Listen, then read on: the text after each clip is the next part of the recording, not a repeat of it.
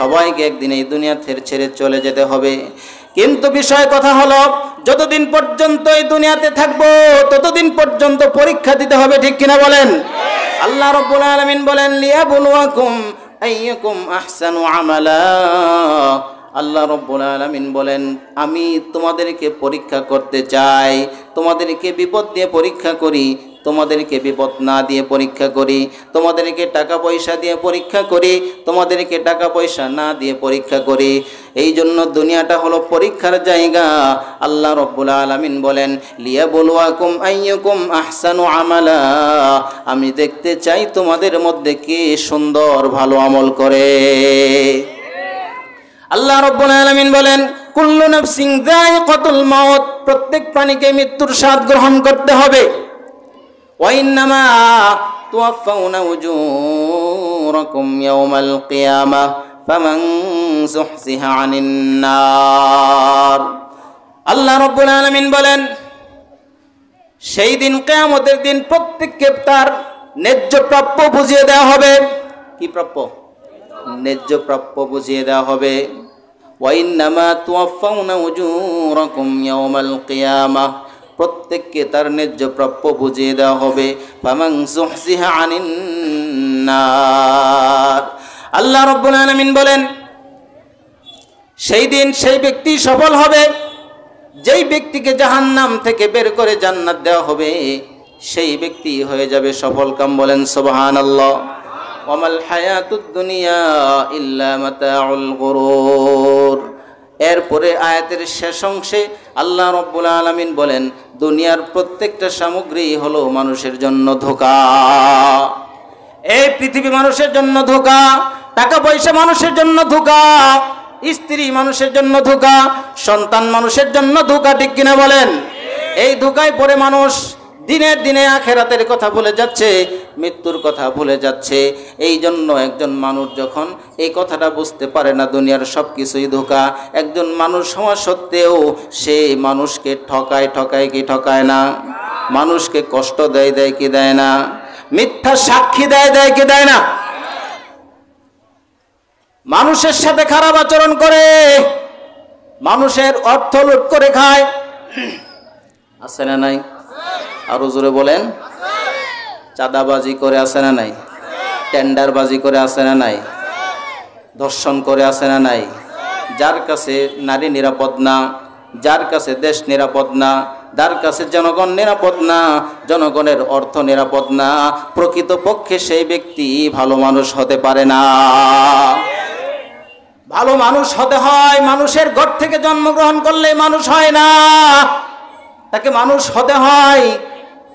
কুকুরের পেট থেকে জন্মগ্রহণ করলেই কি হয়?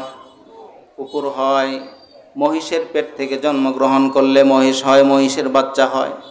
গরুর পেট থেকে জন্মগ্রহণ করলে গরুর বাচ্চা হয়। কিন্তু মানুষের পেট থেকে জন্মগ্রহণ করলেই মানুষ হয় না, বলে তাকে কোরআন হাদিসের আলোকে তাকে মানুষ বানাতে হয়। এজন্য আল্লাহ রাব্বুল আলামিন বলেন, এ দুনিয়ার মানুষেরা, তোমাদের প্রাপ্য আমি কিয়ামতের দিন বুঝিয়ে দিব। আল্লাহ রাব্বুল আলামিন কার উপর জুলুম করবেন না, কাউকে ঠকাবেন না। যার যতটুকু প্রাপ্য আছে আল্লাহ রাব্বুল আলামিন তার ততটুকু প্রাপ্যই তাকে বুঝিয়ে দিবেন। দুনিয়ার জমিনে কোনো মানুষ এমন গুনাহ করেছে যেটা কেউ দেখে না আল্লাহ ছাড়া, আল্লাহ রাব্বুল আলামিন সেইটাও তার সামনে তুলে ধরবেন, ঠিক কিনা বলেন? কোনো মানুষ এমন পাপ করেছে ছোট থেকে ছোট, সেটাও আল্লাহ রাব্বুল আলামিন তুলে ধরবেন। আল্লাহ রাব্বুল আলামিন বলেন, লা ইউগাদিরু সগীরাতান ওয়ালা কাবীরাতান ইল্লা আহসাহা। কিয়ামতের দিন মানুষ দেখবে, হারে এটা কেমন আমল, এখানে ছোট থেকে ছোট কোনো গুনাহের কাজ সেইটাও লেখা আছে, বড় থেকে বড় কোনো কাজ সেইটাও লেখা আছে, ছোট থেকে যাররা পরিমাণ কোনো নেক আমল যদি হয় ওই নেক আমলটাও লেখা আছে, কোনো কিছু বাদ নাই। আল্লাহ রাব্বুল আলামিন বলবেন, ইকরা কিতাবাকা কাফা বিনাফসিকাল ইয়াওমা আলাইকা হাসিবা। আল্লাহ রাব্বুল আলামিন বলবেন, ইকরা কিতাবাকা, এ বান্দা, আজকে তুমি তোমার আমলনামা নিজেই পড়ো, আর তোমার হিসাব নেওয়ার জন্য তুমি নিজেই যথেষ্ট। কোনো মানুষ লাগবে না, কেউ লাগবে না। তুমি পরে দেখো তুমি দুনিয়াতে কি করছো, সব কিছুই লেখা আছে না নাই? আমাদের দুই কাঁধে দুই ফেরেশতা আছে না নাই? এই ফেরেশতাগুলো সব সময় আমরা যা কিছু করতেছি সব এই সম্মানিত ফেরেশতারা লিখতেছে কি লিখতেছে না? সব কিছুই লিখতেছে। আল্লাহ রাব্বুল আলামিন বলেন, আমি সব কিছুই দেখি, এরপরেও দুইজন ফেরেশতা নিযুক্ত করে দিলাম যাতে করে বান্দা কিয়ামতের দিন আল্লাহর সাথে মিথ্যা বলতে না পারে। আল্লাহ তো সব দেখেন, সব জানেন, এরপরও ফেরেশতাদের সাক্ষী রাখার জন্য বদ আমল এবং নেক আমল সব কিছুই আল্লাহ লিখে রাখেন। এ মুসলমান, এই দুনিয়া চিরস্থায়ী নয়। সবাইকে একদিন দুনিয়ার থেকে চলে যেতে হবে। সুতরাং অহংকারী করে কোনো লাভ নাই। লাভ আছে? বড়াই করে কোনো লাভ নাই। লাভ আসেনি? আছে? লাভ নাই। সুতরাং এই পৃথিবীতে যতদিন বাঁচবো আমরা বিধান মানবো কার? আরেকটু জোরে বলেন, কার? আল্লাহর বিধান মানবো।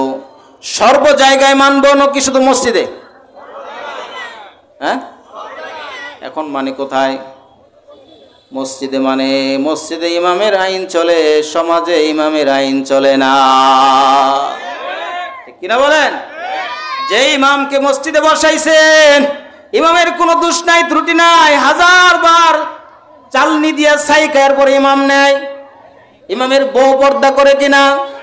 ইমামের মা পর্দা করে কিনা? ইমামের 14 গোষ্ঠী পর্দা করে কিনা? ইমামের বাপে যদি সুদ খায়, ইমামতি থাকবে? থাকবে? ইমামের মা যদি বেপর্দায় চলে, ইমামতি থাকবে? ইমামের বউ যদি বেপর্দায় চলে, ইমামতি থাকবে? থাকবে না। এত যাচাই বাছাই করে তাদের পিছনে আমরা নামাজ পড়ি, কিন্তু যিনি সমাজের ইমাম হবেন সে যদি সুদ খায়, মদ খায়, ঘুষ খায়, এরপরেও কেন দলে দলে আপনারা তার পিছনে ছুটেন? জবাব দেয়,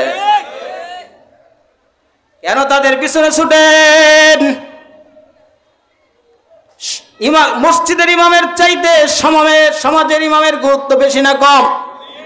একজন মসজিদের ইমাম, সে মসজিদ পরিচালনা করে কার আইনে?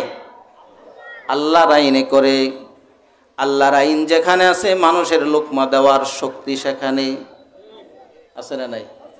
আল্লাহর আইন যেখানে, মানুষ লোকমা দেওয়ার অধিকার আছে না নাই? মাগরিবের নামাজ কয় রাকাত? 3 রাকাত। এখন যদি ইমাম সাহেব 2 রাকাত পড়ায়, কি 4 রাকাত পড়ায়, মানে তৃতীয় রাকাতে বসে ওইটা পড়ছে, মুসল্লিরা কি করবে? লোকমা দিবে। কি করবে? কি বলে লোকমা দিবে? এই তো 2 দল ভাগ হয়ে গেছে, মতভেদের শেষ নাই। এক দল কয় আল্লাহু আকবার, আরেক দল কয় সুবহানাল্লাহ। হ্যাঁ, সমাজের একটা প্রচলিত ভুল, সেটা হলো আল্লাহু আকবার বলে লোকমা দেওয়া। লোকমা দিতে হবে সুবহানাল্লাহ বলে। কি বলে? এটা একটা মনে রাখেন। এটা কিন্তু এই বিষয়টা, এগুলো না বলার কারণে আমরা জানি না, ইমাম ভুল করলে লোকমা দিতে হয় কি বলে, কিন্তু আমাদের সমাজে দেয় কি বলে? আল্লাহু আকবার বলে দেয়। এটা ঠিক করতে হবে, ঠিক না? তাহলে আমি যে কথা বলতেছিলাম, তাহলে ইমাম যদি ভুল করে তাহলে মুসল্লিরা কি দেয়? লোকমা দেয়। কিন্তু সমাজে যাদেরকে আমরা ইমাম বানিয়েছি তারা 1000 ভুল করলেও লোকমা দেওয়ার সাহস কারো থাকে না, ঠিক কিনা বলেন? কারণ কি? বলে যে সেখানে আল্লাহর আইন নেই। ইমামকে লোকমা দিলে ইমাম হুঁশিয়ার হয়ে যায়, 3 রাকাতের জায়গায় 4 রাকাত পড়ায় না। কারণ ইমাম জানে এটা আল্লাহর আইন। কার আইন? 3 রাকাত মাগরিবের নামাজ আল্লাহর আইন। এই জন্য জোর করে ইমাম 1 রাকাত বেশি পড়ায় না। কিন্তু সমাজের ইমামকে যদি ঘুষ খাওয়ার অপরাধে, রাস্তার সিমেন্ট রড খাওয়ার অপরাধে যদি কোনো মানুষ, সাধারণ কোনো মানুষ লোকমা দেয়, সাথে সাথে তার বিরুদ্ধে মামলা দিয়ে দেয়, ঠিক কিনা বলে? বাস্তব কিনা? এই জন্য আল্লাহর আইন যেখানে থাকবে জনগণের অধিকার থাকবে। হযরত ওমর রাদিয়াল্লাহু আনহু জুমার খুতবা দিচ্ছেন, একজন সাধারণ মানুষ দাঁড়িয়ে গেলেন, ওমর আপনার এত লম্বা জামা কোথায় পাইলেন? রাষ্ট্রের মধ্যে দুর্ভিক্ষের সময় যেই জামার কাপড় আসছিল এইটা তো আমিও পাইছি, অন্য ভাইও পাইছে, একটা জুব্বা পরিপূর্ণ কেউ বানাইতে পারে নাই, আপনি একটা জুব্বা পরিপূর্ণ কিভাবে বানাইলেন?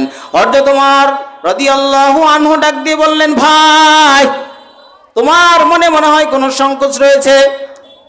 আমার গায়ে যে জুব্বাটা দেখতেছো এইটার দুইটা অংশ দিয়ে একটা জুব্বা হয়েছে। একটা অংশ রাষ্ট্রের নাগরিক হিসেবে আমিও পেয়েছি, আরেকটা অংশ আমার ছেলে রাষ্ট্রের নাগরিক হিসেবে সেও পেয়েছে। আমার ছেলের অংশটা আমাকে দিয়ে দিয়েছে, সেই জন্য সেইটা দিয়ে আমি একটা পরিপূর্ণ জুব্বা বানিয়েছি। এখন আমাদের সমাজে যদি এরকম প্রশ্ন করা হয় স্যুট টাই পরে, যে আপনি তো এত গরিব ছিলেন, হ্যাঁ 2 বছর না যেতে যেতেই চেয়ারম্যান হইলেন, এমপি হইলেন, মন্ত্রী হইলেন, কিন্তু আপনার এখন টাকা রাখার জায়গা নাই, বাড়ি করতেছেন ঢাকা শহর 20 তলা 2টা, এরপরে আপনার এত দামি দামি ছেলে মেয়েদেরকে পড়াচ্ছেন, এত টাকা কোথায় পাইলেন? কয় কোথায় পাইলাম, আগে থানায় চল। ঠিক না? থানায় যাওয়া লাগবে না, আগে 1 চোট হয়ে যাবে। 1 চোট কি আগেই হয়ে যাবে, যে বেয়াদব, ঠিক কিনা বলেন? তখন হযরত ওমর রাদিয়াল্লাহু আনহু ছিলেন অর্ধটা পৃথিবীর প্রেসিডেন্ট, বলেন সুবহানাল্লাহ। এই ছোটখাটো একটা বাংলাদেশের মতো না, অর্ধটা পৃথিবীর প্রেসিডেন্ট ছিলেন হযরত ওমর রাদিয়াল্লাহু আনহু। তাকে তার রাষ্ট্রের সাধারণ নাগরিক প্রশ্ন করার সাহস পেয়েছে মসজিদের ভিতরে। ওমর রাদিয়াল্লাহু আনহু, কোন সাহাবী বাধা দিয়েছিলেন, ওমর রাদিয়াল্লাহু আনহু বলছেন না, তাকে বাধা দিও না, তাকে বলতে দাও, কারণ সে রাষ্ট্রের নাগরিক, তার অধিকার আছে জানার, তার অধিকার আছে প্রশ্ন করার। মুসলমান ভাইরা আমার, আল্লাহ রাব্বুল আলামিন বলেন, দুনিয়াতে যা কর্ম করবে আমি সব বুঝিয়ে দিব। কে বুঝিয়ে দিবেন? আল্লাহ বুঝিয়ে দিবেন। আল্লাহ রাব্বুল আলামিন বলেন, কিয়ামতের দিন দুইটা দল, দুইটা দিকে ভাগ হয়ে যাবে, ফারিকুম ফিল জান্নাতি ওয়া ফারিকুম ফিস সাঈর। আল্লাহ রাব্বুল আলামিন বলেন, একটা রাস্তা হবে জান্নাতের আর একটা হবে জাহান্নামের। দুইটা রাস্তা আল্লাহ রাব্বুল আলামিন তৈরি করে দিবেন। একজন মানুষ তার চূড়ান্ত সফলতার চাবিকাঠি হলো, চূড়ান্তের শীর্ষে হলো, ওই মানুষটা যতক্ষণ না জান্নাত পায় ততক্ষণ তার সফলতা নাই। যতক্ষণ সে জান্নাত পেয়ে গেল ওই লোকটা সফল কাম হয়ে গেল। সফলতা কিসে? বড় বাড়ি বানানো, দামি গাড়ি কিনা, 4-5টা বিয়ে করা। হ্যাঁ, অনেকেই মানে বিয়ে করাকে মনে করে যে আমি খুব সফল। এক ব্যক্তি দেখলাম ইউটিউবে বিয়ে করছে আর বলতেছে আমি সফল, কারণ আমি একাধিক বিয়ে করতেছি। ঠিক না? এগুলোর মধ্যে সফলতা নাই। হ্যাঁ, বিয়ে করা জায়েজ যদি আপনার সামর্থ্য থাকে। দুইটা সামর্থ্য, একটা শারীরিক আর একটা আর্থিক। এই দুইটা সামর্থ্য যদি আপনার থাকে তাহলে একাধিক বিয়ে করতে পারবেন, তবে সমতা রক্ষা করে। কি করে? এক বউয়ের সাথে থাকেন প্রতিদিন, আরেক বউ বিয়ে করছেন, কোনোদিন খোঁজখবর নেন না, এতে মাসে একদিন, বছরে একদিন যান, তাহলে কি সমতা রক্ষা হলো? হলো না। তাহলে আল্লাহ বলছেন, সমান যদি সমতা রক্ষা করতে না পারো তাহলে কি করো? একটাই করো। কয়টা? একটাই করো। ফাইন খিফতুম আল্লাহ তাদিলু ফাওয়াহিদা। আল্লাহ রাব্বুল আলামিন বললেন, যদি এক্ষেত্রে তোমরা সমতা রক্ষা করতে তোমরা মানে ভয় পাও, সমতা রক্ষা করতে না পারো, তাহলে বিয়ে একটাই করো। কয়টা? একটাই করো। তাহলে সফলতা কিসের মধ্যে?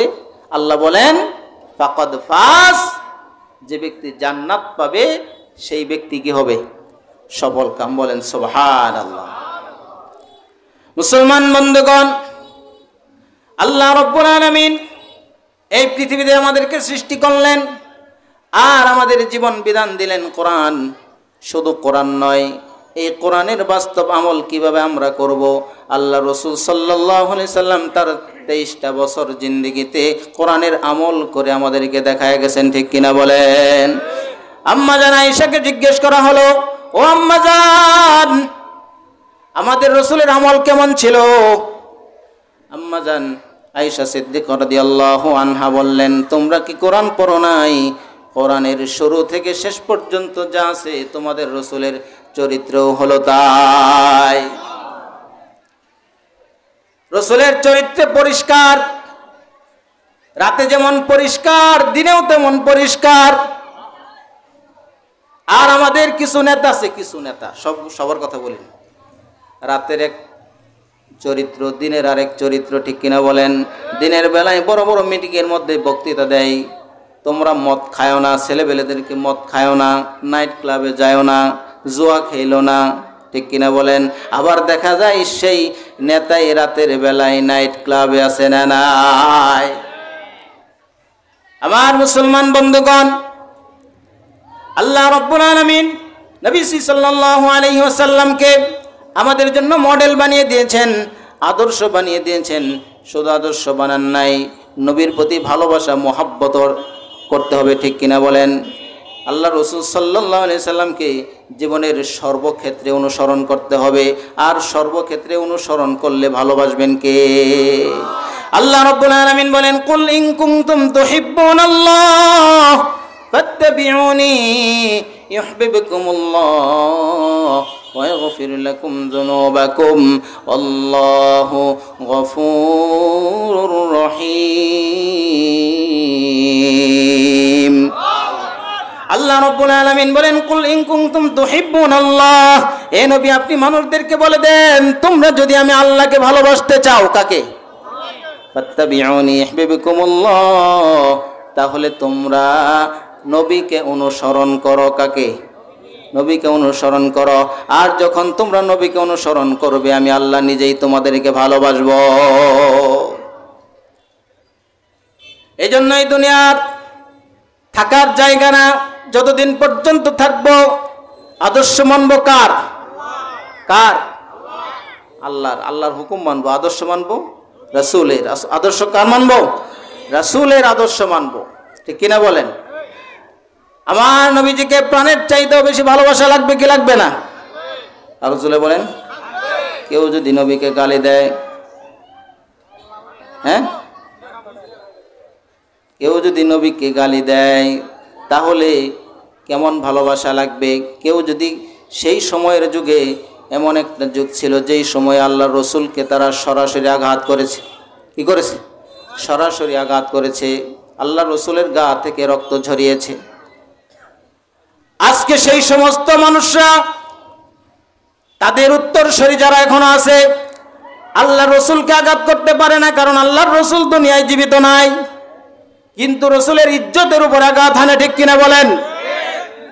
আমরাও পরিষ্কারভাবে বলে দিতে চাই, তোমরা যারা রসুলের ইজ্জতের উপর আঘাত হানো, তোমরা ভুলে যেও না, মুসলমান হলো বীরের জাতি। মুসলমান যদি একবার খেপে যায়, আটকানোর কোনো রাস্তা নাই, ঠিক কিনা বলেন? এই জন্য রসুলের আদর্শ, রসুলের ইজ্জতের উপরে কেউ যদি আঘাত করতে চায়, একজন মুসলমান সে কখনোই ঠিক থাকতে পারে না, ঠিক কিনা বলেন? এই জন্য যেখানেই রসুলের ইজ্জতের উপর আঘাত আসবে, মুসলমানের উচিত হলো সেই জায়গায় প্রতিবাদ করা। যদি জীবন দিতে হয় জীবন দেওয়া, যদি মাল দিতে হয় মাল দেওয়া, যদি জান দিতে হয় জান দেওয়া। যদি এইভাবে রাসূল সাল্লাল্লাহু আলাইহি সাল্লামকে কেউ আঘাত করে, আর যদি সেখানে জীবন দেওয়া লাগে, জান দেওয়া লাগে, মাল দেওয়া লাগে, কে কে দিতে রাজি আছেন? দুই হাত তুলে আল্লাহকে দেখায়।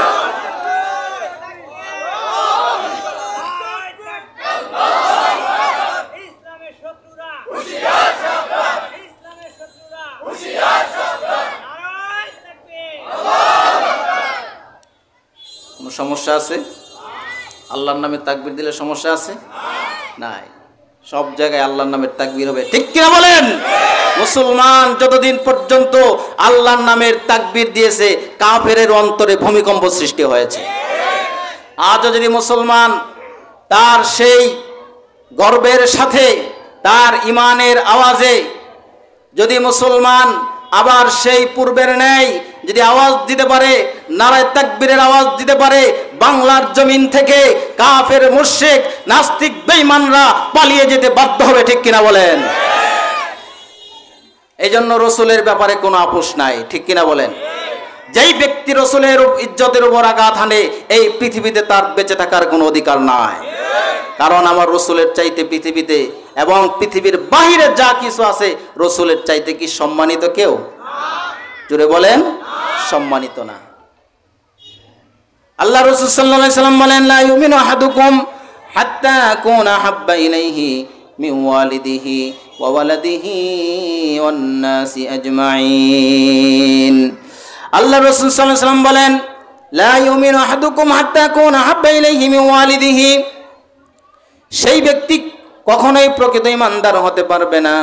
আল্লাহ রসুল বলেন, তোমরা ততক্ষণ পর্যন্ত ঈমানদার হতে পারবে না যতক্ষণ না পর্যন্ত আমি রসুল তোমার জীবনের চাইতে, তোমার পিতামাতার চাইতে, তোমার সন্তানাদের চাইতে এবং তোমার পৃথিবীর যত মানুষ আছে মানুষদের চাইতে যতক্ষণ না আমি রসুল তোমার কাছে বেশি প্রিয় হবেও ততক্ষণ পর্যন্ত তুমি প্রকৃত ঈমানদার হতে পারবে না।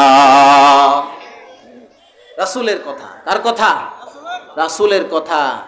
যে তোমার অন্তরের মধ্যে সব চাইতে বেশি মহব্বত থাকবে রাসূলের। কার? রাসূলের।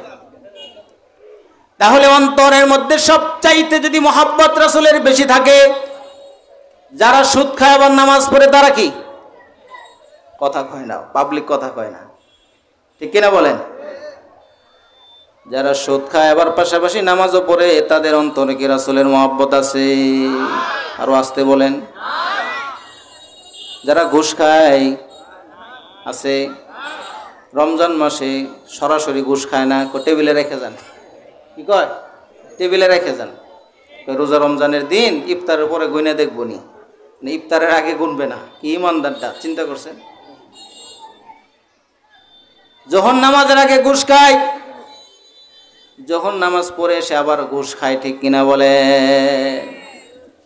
আমার নিজের চোখের দেখা বললে ভুল হবে না। পাসপোর্ট অফিসে গেছিলাম। কোথায়? পাসপোর্ট অফিসে গেছিলাম।